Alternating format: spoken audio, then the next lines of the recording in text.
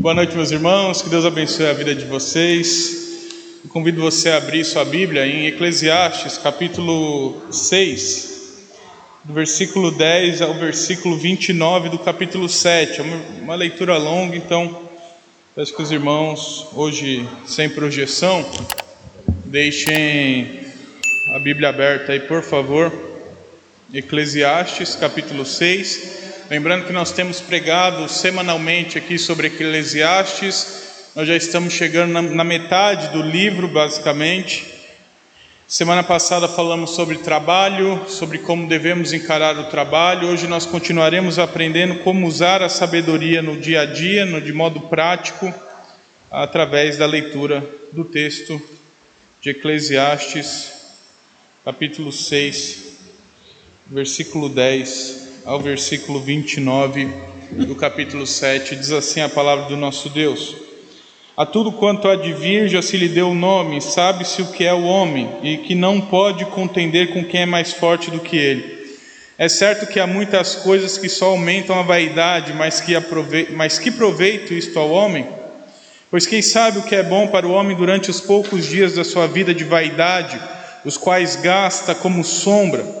Quem pode declarar ao homem o que será depois dele debaixo do sol? Melhor é a boa fama do que um unguento precioso, e o dia da morte melhor do que o dia do nascimento.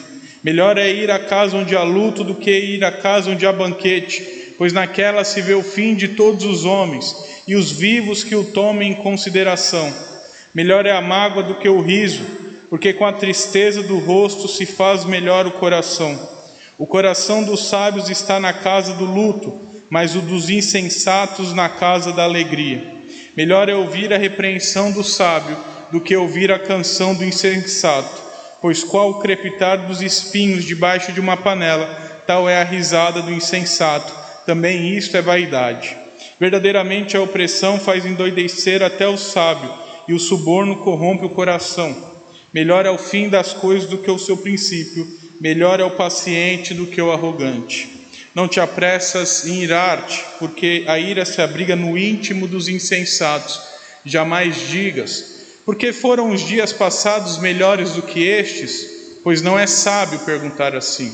Boa é a sabedoria, havendo herança e de proveito para com os que veem o sol. A sabedoria protege como protege o dinheiro, mas o proveito da sabedoria é que ela dá vida ao seu possuidor. Atenta para as obras de Deus, pois quem poderá endireitar o que ele torceu? No dia da prosperidade goza do bem, mas no dia da adversidade considerem que Deus fez tanto este como aquele, para que o homem nada descubra do que há de vir depois dele. Tudo isto vi nos dias da minha vaidade. Há justo que perece na sua justiça, e há perverso que prolonga os seus dias na sua perversidade. Não sejas demasiadamente justo, nem exageradamente sábio, porque te destruirias a ti mesmo.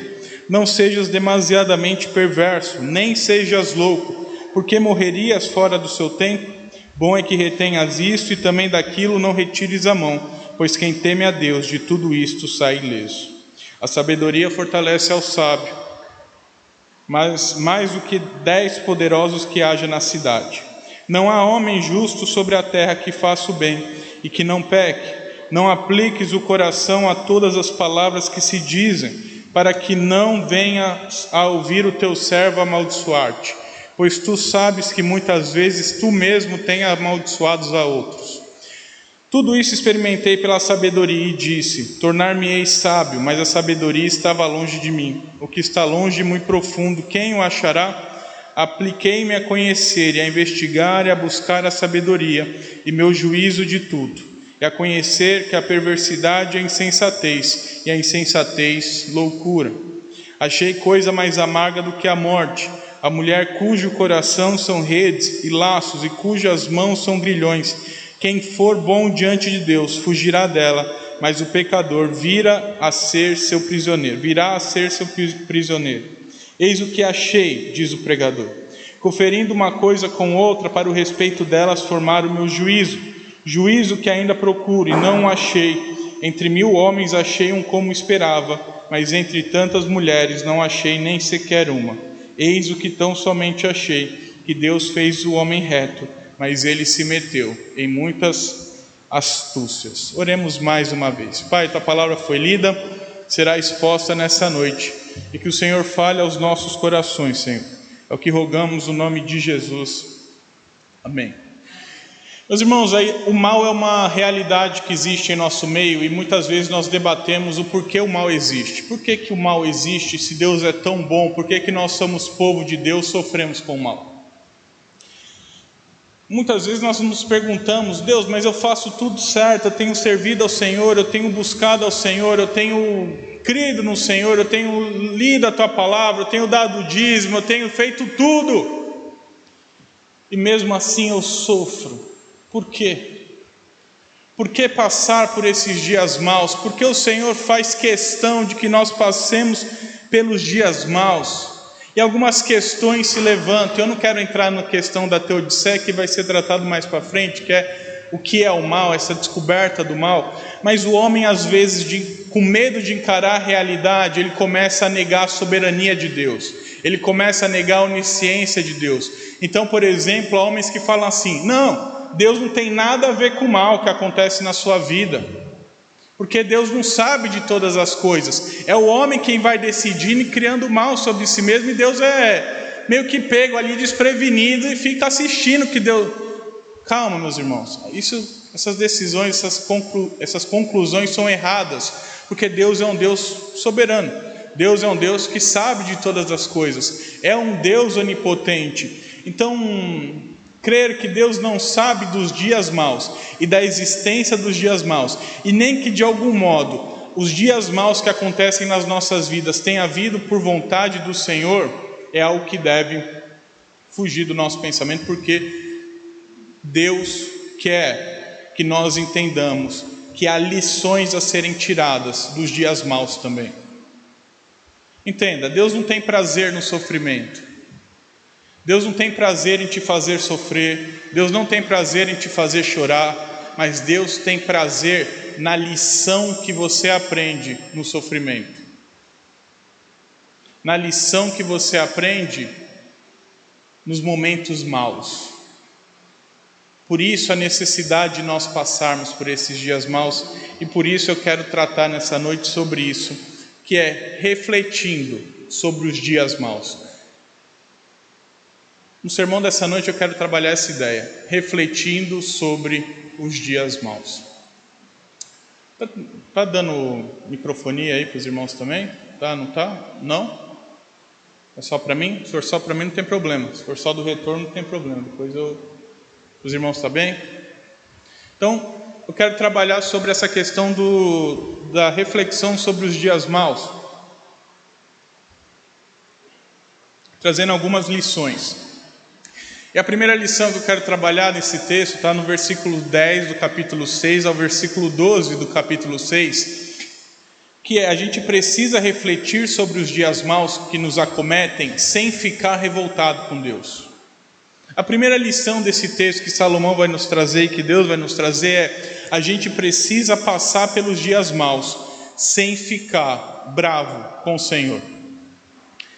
Isso é difícil, porque nós muitas vezes ficamos revoltados com Deus dentro da nossa justiça, dentro do que a gente acha certo ou errado.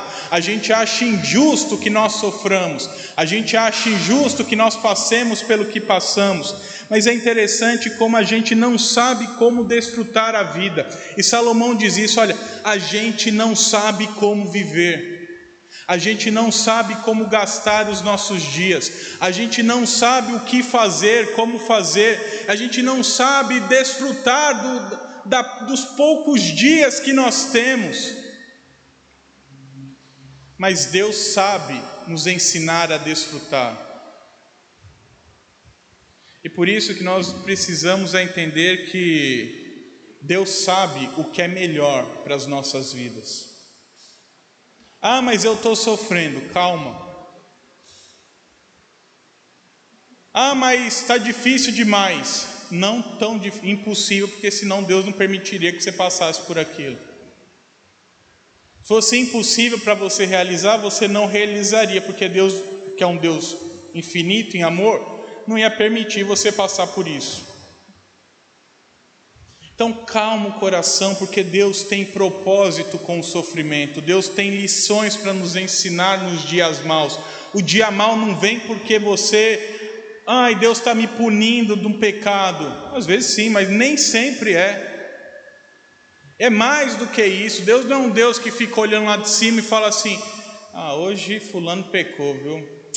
Quer saber? Hoje eu vou mandar aprovação na vida dele. Hoje ele deu dízimo lá na igreja, então semana abençoada. Não é assim, meus irmãos.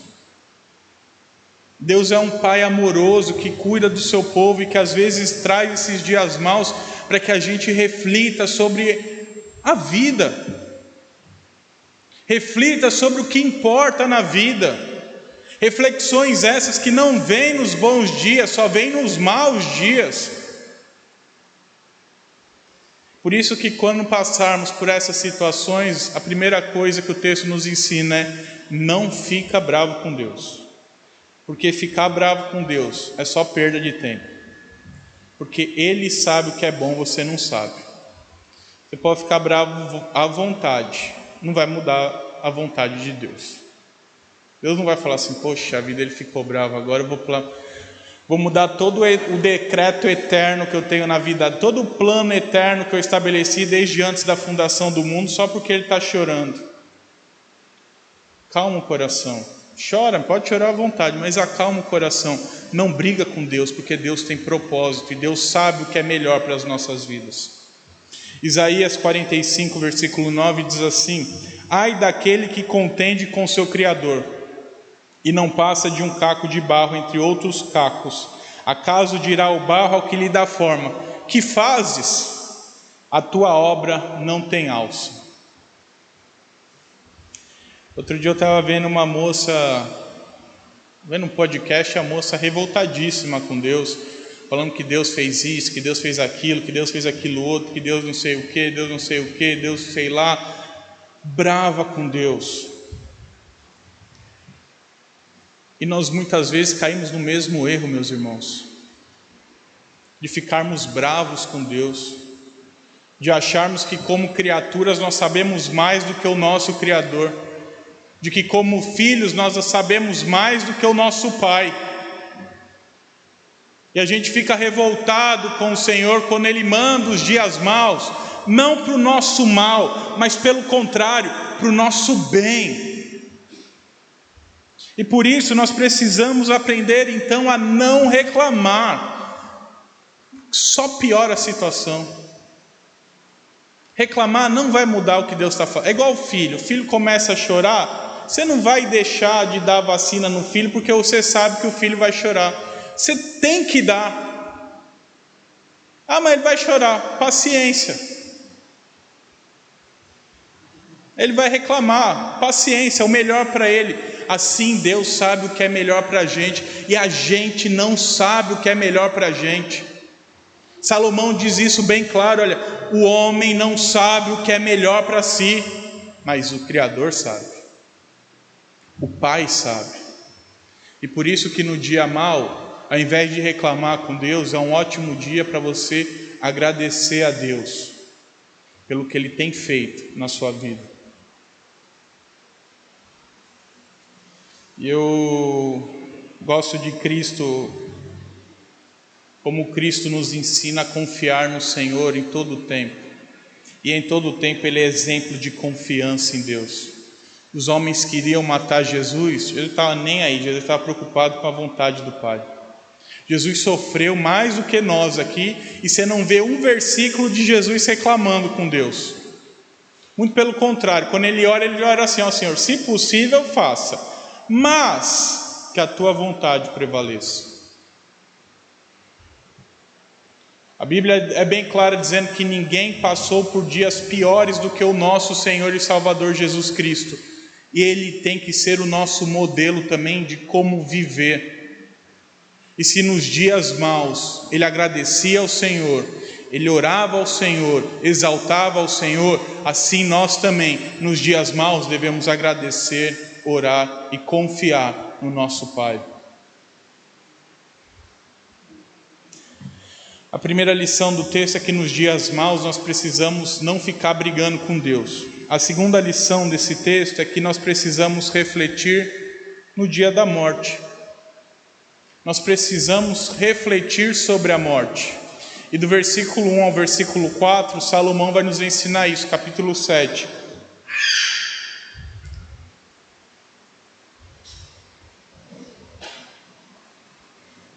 Capítulo 7, verso 1 a verso 4, Salomão nos ensina, deixando bem claro que é melhor ir a um velório do que uma festa. Eu acho isso paradoxal, porque se você pergunta assim, você quer ir em velório? Aí você fala para o crente, aí o crente fala assim,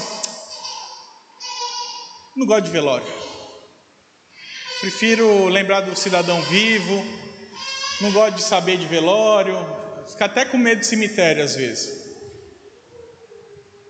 Mas olha o que Salomão nos ensina, melhor é ir à casa do luto do que ir a banquetes. Há mais valor e há mais lição no momento da morte do que no momento da festa. E nós muitas vezes fugimos dessa reflexão. Nós muitas vezes fugimos desse momento de parar e refletir sobre a vida. Nós começamos a querer esconder, maquiar as emoções.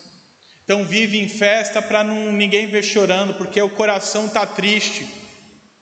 E Salomão é bem claro, dizendo, olha, às vezes é melhor tristeza mesmo. Às vezes a tristeza fala mais ao coração do que um sorriso falso. Por isso que ele nos ensina, é melhor a casa do luto, é melhor o velório do que as festas, é melhor a morte do que o dia do nascimento. Porque nós aprendemos o valor da vida. E é só na morte, vendo a morte, que nós refletimos sobre quão preciosa é a nossa vida. E como viver uma vida corretamente. Eu nunca conheci ninguém, tá, que saiu da balada e falou assim, hoje eu preciso me entregar para Deus porque não vai dar certo essa vida que eu estou levando não. Mas quantas pessoas que depois de um velório começam um momento de reflexão tão profundo, que vê a porcaria de vida que está levando e muda de vida. Então nós não podemos só nos deixarmos, eu só quero as coisas boas, Senhor. Se a gente só tivesse doce na vida, voltar para criança, hein? Se criança só comesse doce, só ia dar cara e não ia ter nada de bom. Com 3 anos ela ia morrer desnutrida. A gente precisa desses maus momentos para refletir sobre a nossa vida, sobre quem somos, sobre como vivemos, se estamos vivendo corretamente ou se estamos perdendo tempo da nossa pouca existência. Por isso, não disfarce suas emoções, nem tenha medo de refletir sobre o que é necessário refletir. No momento, não estou pedindo para ninguém ir em cemitério lá bater carteirinha, tá? Ficar assim, não, hoje eu vou ficar batendo ponto lá no cemitério porque eu quero ficar vendo todos os velórios do planeta. Tirando a Giovana, que é remunerada para isso. Mas no momento da morte, e vai acontecer sobre a vida de todo mundo aqui, um ente querido vai morrer, um amigo vai morrer, um conhecido de alguém vai morrer. Não fuja da reflexão que a morte traz, porque ela é importante para a gente aprender o valor da vida, para a gente aprender quão pequeno nós somos e como viver a vida corretamente. E eu acho interessante como Jesus lidou com a morte, porque ao ver o amigo dele morto, a Bíblia diz que Jesus chorou, ele simplesmente chorou. E é interessante essa passagem, porque Jesus sabia que ele ia ressuscitar. Jesus foi lá para ressuscitar Lázaro. E ele vê Lázaro morto, ele reflete e ele chora.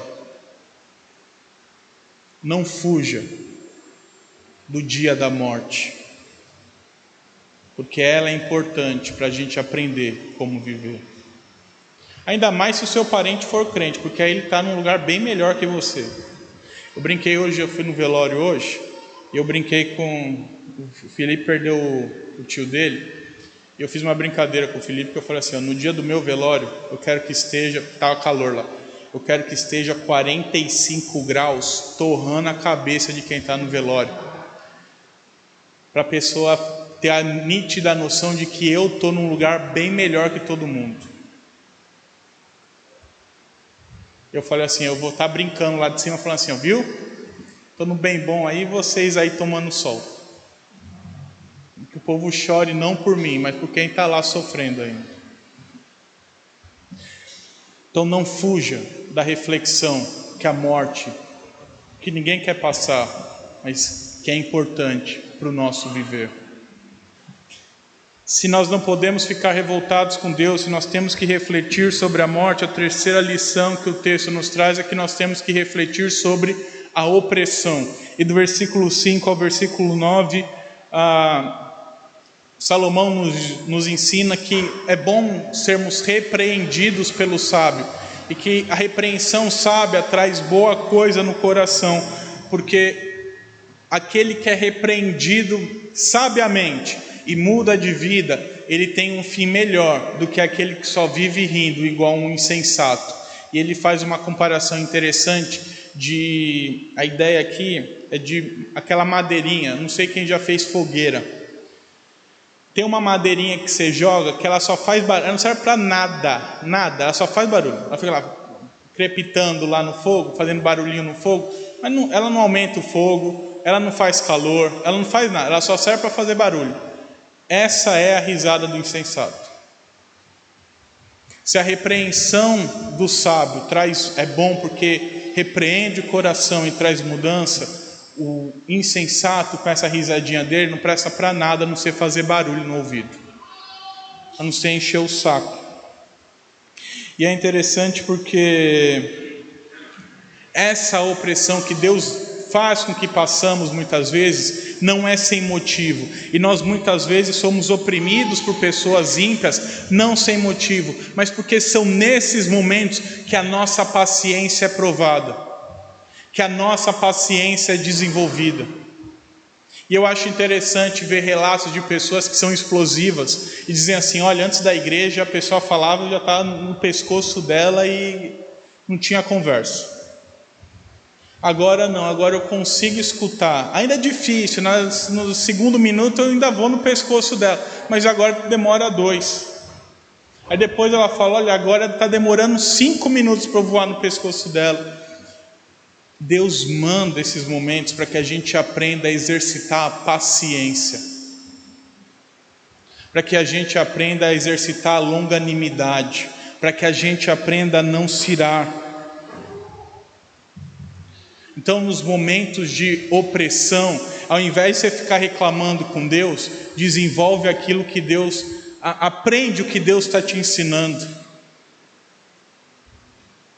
Mais uma vez, ninguém trata com a pessoa que é legal mansa e desenvolve paciência conversando com gente mansa. Deus vai te ensinar a desenvolver paciência no momento da dor. A você ter calma e falar assim, olha, não vou brigar com Deus, não vou ficar reclamando, vou esperar. Vou ter paciência. Provérbios 16:32, Salomão diz o seguinte, melhor é o longânimo do que o herói da guerra, e o que domina o seu espírito do que toma uma cidade. A gente precisa entender que Deus envia os momentos de opressão, de dificuldade, dias ruins, para a gente aprender a ser mais paciente e aguardar no Senhor. Sabe o que é interessante, meus irmãos? É que apesar de não parecer, pelo meu porte físico, eu pratiquei esporte durante algum tempo da minha vida, a nível competitivo. A melhor maneira de fazer o cidadão que é melhor que você perder é provocar o cidadão. Porque se ele cair na pilha, acabou o jogo para ele. Acabou, ele pode ser o melhor do... Acabou. Era engraçado ver isso, que a gente às vezes ia enfrentar uns times melhores. Eu joguei futebol americano e futebol. A gente às vezes ia enfrentar uns times melhores. Eu fazia pouco, porque eu era mais novo, eu fazia pouco. Mas escutava o pessoal provocando o outro. E às vezes o jogo acabava e a gente era pior, mas a gente conseguia igualar. Às vezes vencer o outro time, porque o outro time estava tão bravo, querendo só bater na gente, que esquecia de ganhar o jogo. Eles só queriam devolver a porrada. Eu joguei futebol americano mais tempo, então bater em quem está com capacete e proteção, para bater à vontade. Às vezes eles queriam só bater na gente. E a jogada desenvolvia e a gente ganhava o jogo. E assim é muitas vezes com o justo e o insensato. O insensato não tem nada para fazer além de te provocar. Só que ao invés de entender que o insensato é como aquela madeirinha que queima e não presta para nada, e não vai mudar nada na sua vida, ele só vai lá crepitar um pouquinho e depois desaparece, a gente se deixa levar pela provocação do insensato, e quando vê, está pecando mais do que o insensato. Então tenha paciência e use esses momentos de adversidade, de dificuldade, de momentos ruins para desenvolver a sua paciência em Deus. Aprenda-se a desenvolver essa longanimidade, essa paciência no Senhor. E aprenda a fazer o que Jesus fazia nesses momentos. Muita gente falou mal de Jesus. Muita gente provocou Jesus. E você não vê em nenhum momento Jesus voando no pescoço de ninguém querendo matar todo mundo. Muito pelo contrário. No momento de ápice da sua dor, enquanto as pessoas zombavam dele, o provocavam, a Bíblia diz que Jesus levanta a voz ao céu e ora ao Pai, pedindo perdão, ou intercedendo para que Deus perdoe a vida daqueles que o zombam. Quer desenvolver a sabedoria de ter paciência e longanimidade nas adversidades? Aprenda a orar por aquele que você quer voar no pescoço. Ao invés de querer voar no pescoço dele, aprenda a amá-lo, ao ponto de você tirar tempo da sua vida para orar pela vida dele. Porque foi isso que Jesus fez. Se nós precisamos refletir sobre os dias maus da morte, da opressão, sem ficar revoltado com Deus, a gente também precisa refletir nos dias de dificuldade financeira. E do versículo 10 ao versículo 14, Salomão vai nos ensinar isso, a refletir que Deus envia as dificuldades financeiras e materiais para que a gente reflita sobre isso. E a primeira coisa que ele vai nos ensinar é que, para a gente aprender a refletir, a não ter um pensamento saudosista. De ficar falando, porque há 30 anos atrás eu tinha muito dinheiro. Porque há 40 anos atrás eu era assim, eu era assado. Agora, diazinho ruim. Porque na minha época, só parece que morreu. Na minha época era diferente.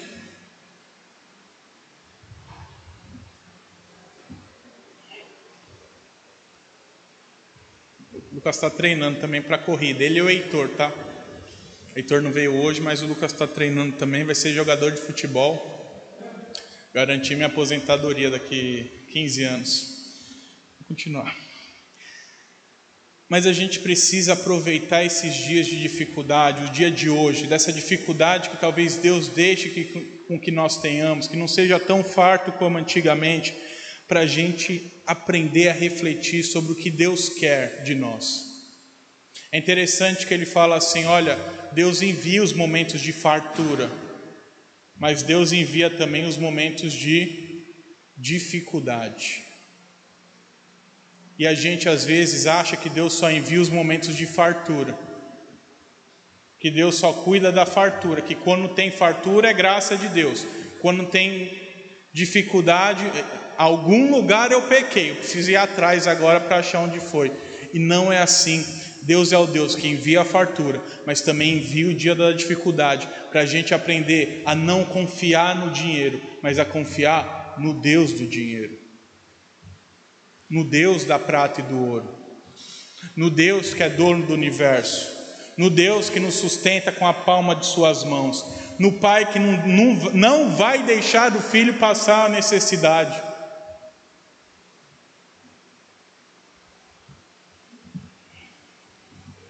Então, meus irmãos, a gente às vezes é muito saudosista, olhando para trás e pensando: não, porque quando eu era assim, eu tinha tanto, eu ganhava tanto, porque lá na época de não sei qual presidente, eu tinha um não sei o que, meu pai era bilionário, eu era trilionário, agora eu não tenho dinheiro nem para cair morto. Não pense assim. Não tem esse sentimento saudosista, colocando mais confiança no dinheiro do que no Deus que cuida da sua vida. E é interessante que esses dias de reflexão só vêm, provavelmente, nos dias de dificuldade financeira. Eu não vi ninguém rico falando assim: olha, eu preciso confiar mais em Deus do que porque viveu aquilo na pele. Deus envia esses momentos também. E a gente precisa entender, de uma vez por todas, que não é Deus quando tem dinheiro e Satanás quando o dinheiro acaba. Não, é Deus. Ele está falando, é Deus. Deus manda ambos os momentos, o momento da fartura e o momento da dificuldade, para que a gente aprenda que na dificuldade ou na fartura é Deus quem cuida de nós.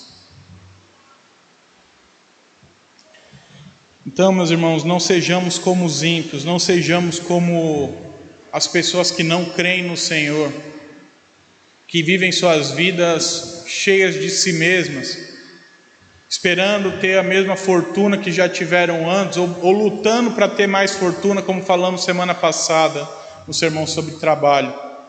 Mas que a gente aprenda a confiar no Senhor, e que com dinheiro ou sem dinheiro, Deus cuida de nós. Deus vai guardar a gente, Deus não vai deixar faltar. É interessante, eu vou contar um testemunho pessoal, que esse mês aí eu recalculei algumas contas, e eu vi que eu estava devendo para Deus aí uns pagamentos aí eu acertei a conta, só que era arrumar o pagamento da conta que eu devia para Deus e não pagar o cartão de crédito. Aí eu pensei, estou na roça já, né? Vamos embora. Eu não vou contar a história toda, eu vou resumir no seguinte: deu para pagar o IPVA, o cartão de crédito, a previdência privada, e ainda sobrou R$50 na conta. Porque Deus cuida, Deus guarda. Não é o dinheiro que me sustenta, é Deus que me sustenta. E Ele é o dono da prata e do ouro. Eu gosto da história de Jesus, que Jesus precisa pagar o imposto. O que ele faz? Pedro, pega o peixe lá, abre a boca do peixe, paga o meu e o teu. E a gente às vezes fica tão limitado, ansioso, desesperado por conta de dinheiro, que esquece que o Deus do dinheiro é o nosso Deus. Então, nos momentos de dificuldade financeira, lembre-se: quem guarda você não é o dinheiro, não é sua previdência privada, não é a sua aposentadoria, é o Senhor. E aprenda a fazer igual Jesus fez. Quando Satanás foi tentá-lo, dizendo: proste-se perante a mim, tudo isso será teu, Jesus respondeu: importa temer ao Senhor. Nós precisamos aprender a confiar no Senhor, e crendo que o resto nos será acrescentado.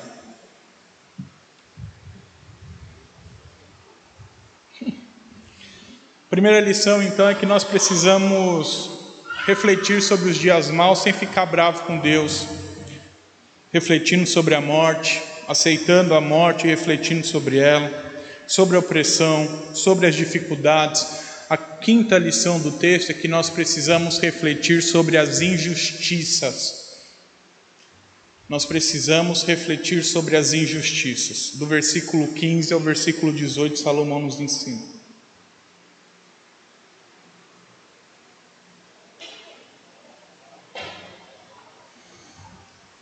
Salomão vai ensinar a gente que há injustiça no mundo. Não é que há injustiça no mundo. O justo morre, o perverso prevalece, ou o justo perde e o ímpio ganha.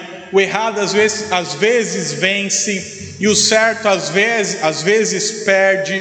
E que esse mundo caído, ele é um mundo que é injusto.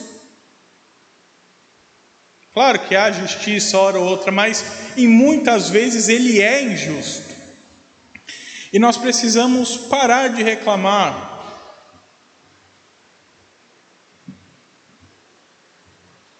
Entenda, não é não fazer nada, tá? A gente precisa buscar a justiça. Mas a gente precisa entender que Deus não vai deixar a injustiça acontecer sem propósito. E a gente às vezes fica pedindo para Deus matar os injustos, só que Deus vai ensinar que ninguém morre fora da hora. Não precisa, você não vai morrer antes da hora, o ímpio não vai morrer antes da hora, ninguém vai morrer antes da hora. Deus já deu um dia para cada um. E por isso o crente nos momentos de injustiça deve aprender que ele precisa temer ao Senhor. E que ele precisa colocar a sua justiça naquele que faz justiça. Os momentos de injustiça que nós passamos não são sem propósito. Deus não olha do céu, um Deus justo não olha do céu e fala assim: hoje eu vou ser injusto com a galera aí, hein? Não é assim que funciona. Se o Deus justo faz com que passamos por injustiças, é porque Ele quer que nós aprendamos com isso. E aprendamos a não confiar e a não temer aos homens. Não colocar a nossa fé em homens, mas depositar a nossa fé e a nossa esperança nele, que é o eterno juiz de todos. O Deus que vai julgar tudo e todos. E se esse mundo há injustiça e há injustiça, a gente não pode ser como eles. Injustos. A gente tem que buscar ser como Jesus, justo. Mas a verdade, meus irmãos, é que nós muitas vezes queremos ser juiz do mundo, ou os vingadores. Eu brinco que tem uma galera que quer ser o vingador de Cristo. Então acontece uma injustiça na igreja, a pessoa já quer pegar a espada, sair matando todo mundo e restabelecer a justiça. Só que Deus não nos chama para isso. A Bíblia diz que quem vai nos vingar é o nosso vingador, e que o nosso vingador é o Senhor. É claro que nós precisamos buscar a justiça, se tivermos provas, apresentá-las, mas haverá momentos em que o injusto vai prevalecer, e mesmo assim a gente não pode perder a fé de que o justo juiz vai cobrar, e de que o justo juiz vai fazer ele pagar as injustiças dele. E nós muitas vezes ficamos com inveja do ímpio, do injusto, porque ele faz coisa errada e prevalece, e a gente faz coisa certa e parece que dá tudo errado. Só que a Bíblia nos ensina que esses que fazem tudo errado, um dia vão acertar as contas com quem é o justo juiz. E que nesse dia, a penalidade deles vai ser eterna. Um lago de fogo e enxofre por toda a eternidade. Então não se compare com o ímpio, meu irmão. Você é filho de Deus. Você é filho do Deus Altíssimo, do justo juiz. E Deus deixa, entenda, Deus faz com que eles prosperem para provar a tua fé. É para provar a tua fé. Para que você olhe para ele e reflita: olha, eu tenho invejado um ímpio. Eu quero ser como um ímpio, ou a minha fé está no Senhor? Eu quero ser como alguém injusto, que vai sofrer a penalidade por toda a eternidade dos seus atos, ou eu quero ser como filho de Deus, injustiçado pela humanidade? Coloque a sua fé no lugar certo, meus irmãos. E que a gente aprenda mais uma vez com o Filho de Deus, o nosso irmão e Salvador Jesus Cristo, que sendo mais injustiçado dentre todos, em nenhum momento perdeu sua fé. Pelo contrário, ele cria firmemente no Pai que o enviou. E que assim, no momento da injustiça, ao invés de perder a fé e começar a reclamar, fortaleça a sua fé em Deus. Ao invés de querer uma fé mundana, que as coisas resolvam nesse mundo caído, coloque a sua fé no mundo que há de vir, o reino eterno de Deus Pai, em que nós habitaremos com Cristo naquele lugar justo, e que o ímpio não entrará lá, a injustiça não existirá lá, mas é lá, não aqui. E aqui às vezes nós passamos, e Deus faz com que passemos, para que a gente coloque o nosso coração, não nesse mundo, mas no mundo vindouro. A sexta lição que o texto nos traz é que Deus faz com que pessoas pequem contra você, e isso é para a sua reflexão. Você precisa refletir sobre os pecados que você sofre. No versículo 19 ao versículo 22, Salomão nos ensina isso, dizendo que a sabedoria é mais útil do que o poder, e que o homem que é pecador por natureza, peca, e peca, e peca, e peca. E que conhecer demais, ou saber demais, ou se aproximar demais das pessoas, vai resultar em sofrer pecado dessas pessoas. Então é interessante que Salomão diz, olha, o homem peca por natureza. E quanto mais você dá ouvidos, você vai escutar coisa que você não queria escutar. Pessoas te amaldiçoando, pessoas pecando contra você. E o mundo é assim, meus irmãos. A pessoa que está próxima de você é pecadora. E ela vai pecar contra você. Só que você também é pecador. E às vezes a gente esquece disso. E acha que a outra pessoa é pecadora, então pedras na pessoa. Mas esquece que você também é pecador. E muito provavelmente você já cometeu o mesmíssimo pecado contra aquela pessoa. Só que aí para você é perdão e flores, para o outro é pedras e cruz. Eu acho engraçado quando meu pai e minha irmã se encontram, porque eles são idênticos em estilo. Então eu acho engraçado porque eu fico só vendo as discussões, porque cedo ou tarde os dois vão discutir, isso é uma certeza que eu tenho assim. Juntou os dois, deu 15 minutos de papo, um vai reclamar do outro.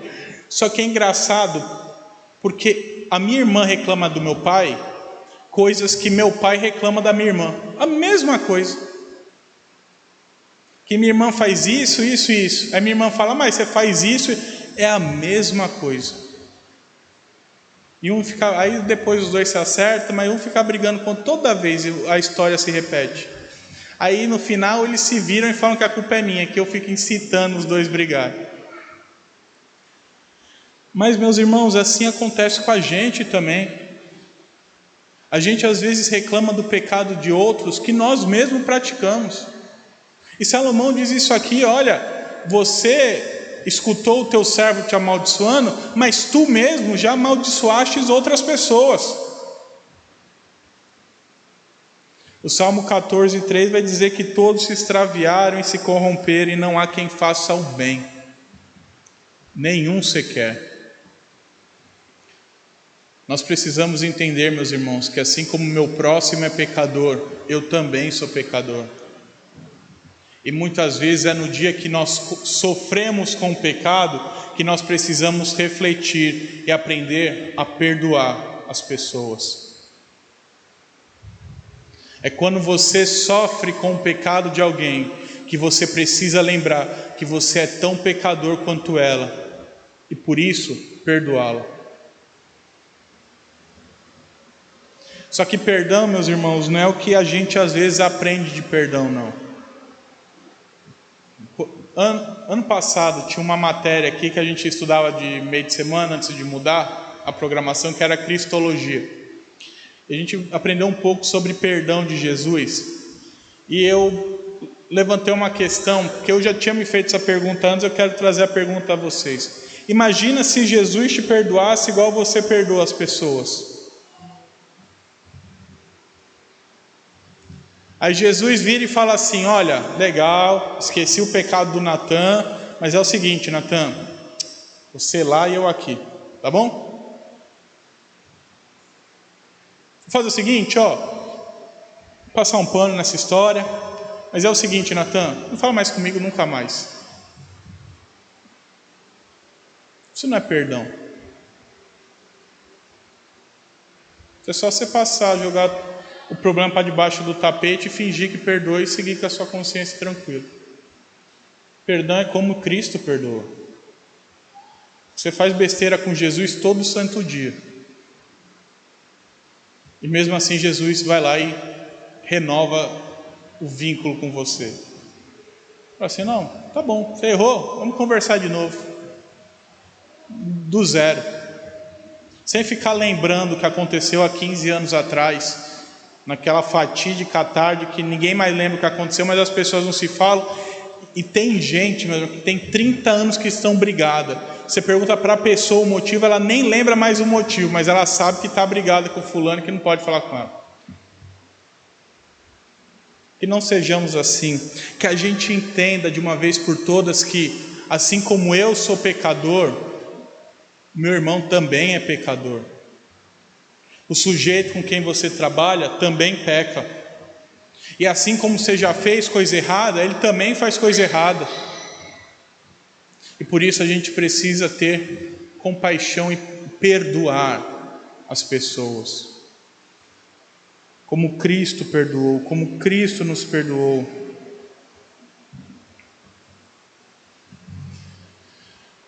A sétima lição desse texto é que nós devemos refletir nos momentos de insensatez. Há momentos, meus irmãos, que Salomão começou a buscar a sabedoria de tudo que era jeito. Foi atrás de tudo, ele diz aqui.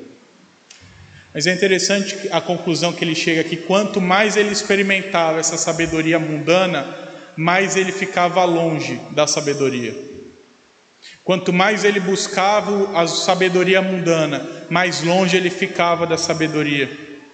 Mas é interessante esse texto, porque ele diz que mesmo buscando e não achando sabedoria, mesmo no momento de insensatez de Salomão, Salomão aprende uma lição. Salomão traz uma lição de tudo isso. Ele consegue aprender com seus erros. As 1000 mulheres que Salomão teve, ele soube o problema que foi ter 1000 mulheres. Ele não morreu desavisado do quão problemático foi aquilo.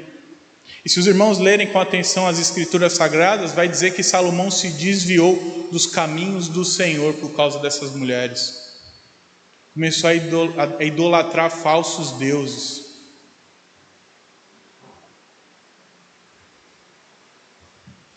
E Salomão aprende isso. E mesmo no momento de sensatez, ele vai dizer: olha, mas deu para aprender a não mexer com mulher, porque a mulher, quando está com o coração voltado para fazer coisa errada, é pior do que a morte. É melhor se envolver, é melhor morrer do que se envolver com uma mulher que está pronta para fazer coisa errada. Salomão, mesmo no momento de maior insensatez da sua vida, ele aprende com aquilo. E nós também precisamos. Todos nós já tivemos os nossos momentos de insensatez. Todos nós já passamos por esses momentos que a gente olha para trás e fala assim: o que eu tinha na cabeça? O que estava acontecendo? Não estava legal. Só que ao invés de ficar se martirizando pelo que aconteceu há sei lá quanto tempo, tire lições disso. Aprenda com o que passou. Aprenda para que você não cometa o mesmo erro. Então, ao invés de ficar lembrando do passado e querer se autoflagelar com o passado, o teu passado não vai mudar. E Deus é tão bom com você que até esses momentos de insensatez Ele usa para o teu bem, porque tu consegues aprender com os erros, tu aprende como não fazer mais. Fala assim, ó, esse caminho, quando ele se apresentar de novo, você vai falar assim, ó, esse caminho hoje vai ser o final, isso não é bom. E além disso, você consegue ensinar outras pessoas a falar, olha, fiz muita coisa errada, isso aqui que você está fazendo não vai dar certo.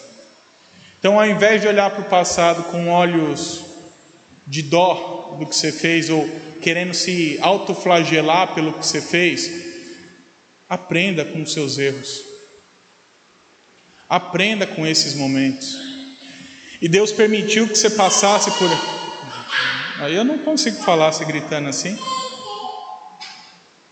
Mas aprenda com esses momentos de insensatez, para que você não volte a pecar e ensine novas pessoas a não cair nos mesmos erros. E lembre-se sempre, meus irmãos, o jugo de Cristo é leve. A Bíblia diz que se você já confessou o seu pecado, Deus é fiel e justo para te purificar e perdoar. E além disso, Ele diz que Ele joga os nossos pecados no poço do esquecimento. Se Deus te perdoou, te purificou, para que ficar relembrando da coisa, se autoflagelando e colocando um jugo que não é de Deus sobre a sua vida? Então, olhe para o seu passado, para os momentos de insensatez e entenda, foi um momento de insensatez. Já confessou o seu pecado ao Senhor? Deus já perdoou. E use isso para o bem agora. Use o que você errou para você nunca mais errar e ensinar novas pessoas a não errarem também. E por fim, a última lição que o texto nos traz, do versículo 27 ao versículo 29, é que nós precisamos refletir que nós somos responsáveis pelo nosso mal. É claro que Deus, é da vontade de Deus que passemos por todas essas coisas aqui, mas Deus não é culpado pelo mal que nós passamos, nós somos. E é interessante como Salomão constrói isso, dizendo que o homem foi criado bom, o homem foi criado perfeito por Deus, e Gênesis vai dizer isso, que Deus criou o homem à imagem e semelhança dele, perfeito. Mas que o homem, por sua livre agência, sua livre vontade de fazer coisa errada, que agora o homem é inclinado para o mal, ele faz o mal por natureza, ele por natureza se mete em tudo que é tipo de coisa errada. A gente precisa parar de querer culpar quem não é culpado. Eu estou passando pelo que eu estou passando porque Deus quer que eu passe. É verdade, mas não significa que Deus é culpado pelo seu erro. Pelo contrário, Deus é tão bom que mesmo você errando, Deus está usando para o seu bem. Deus faz com que isso se torne bem para você ainda, e tão bom que Ele é. Mas quem é ansioso, não é ansioso por culpa de Deus, é por culpa própria, porque o pecado faz ele viver na angústia da ansiedade.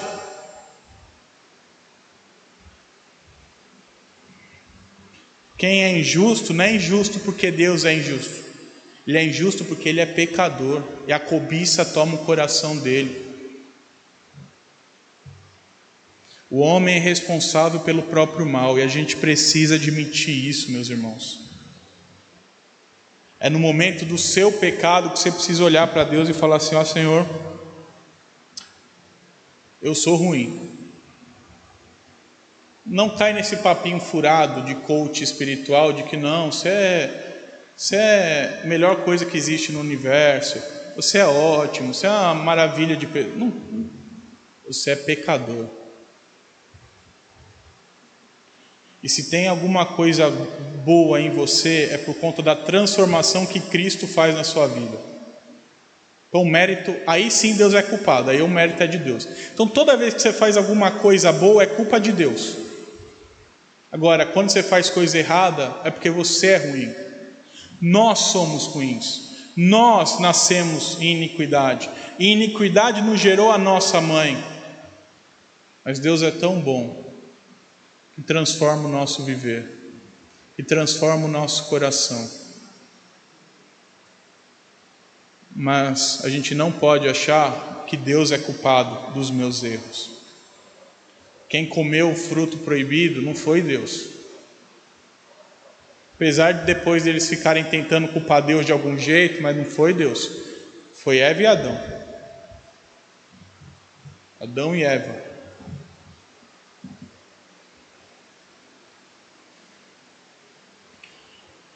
Apesar de eles depois falarem, não, foi a mulher que tu me criaste. Não, Senhor, foi a serpente.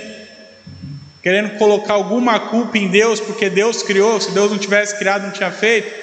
Mas a culpa foi dos dois. E assim a gente precisa entender que a gente às vezes sofre por culpa nossa. Porque se a gente fosse obediente, não sofreria.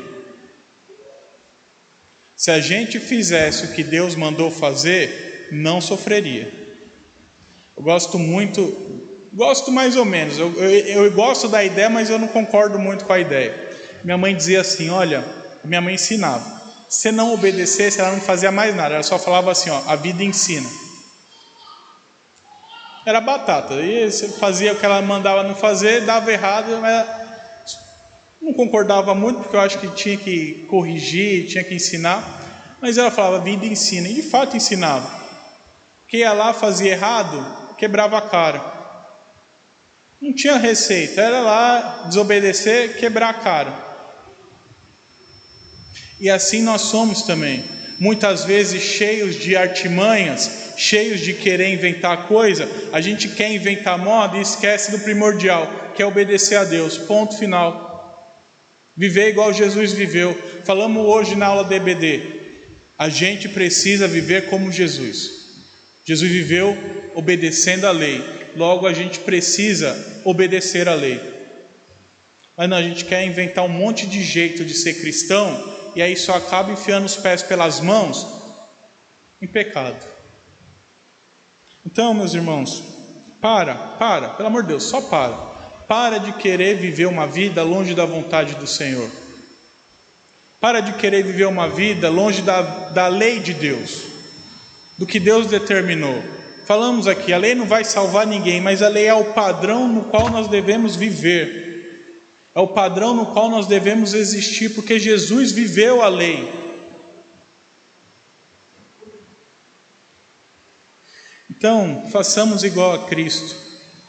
Se Cristo em tudo foi obediente ao Senhor, que nós também sejamos o máximo possível. Claro que nós pecaremos, porque nós ainda lutamos contra o nosso coração corrupto.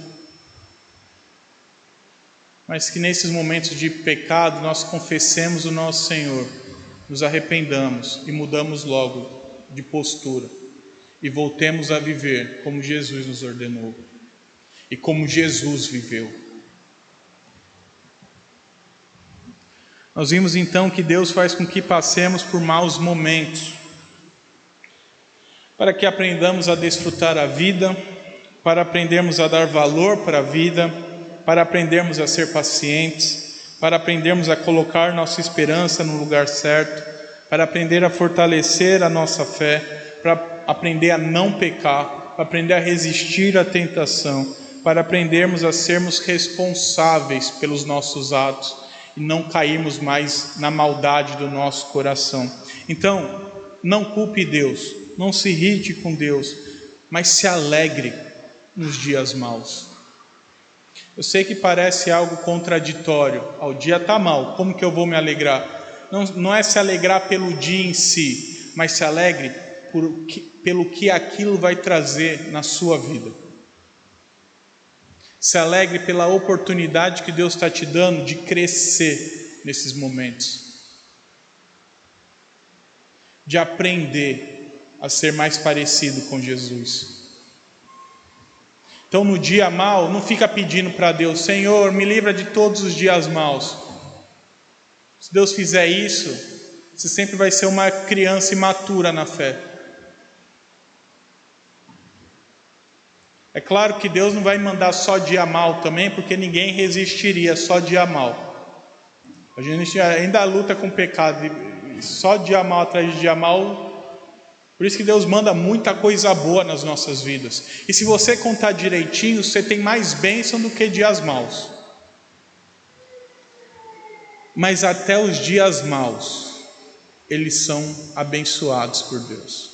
E que eu gostaria que você saísse daqui essa noite entendendo isso. Que o dia mau também é um dia do Senhor. Também é um dia enviado pelo Senhor. Que também é um dia em que Deus está abençoando a sua vida. Porque é um dia que Ele está moldando o seu coração.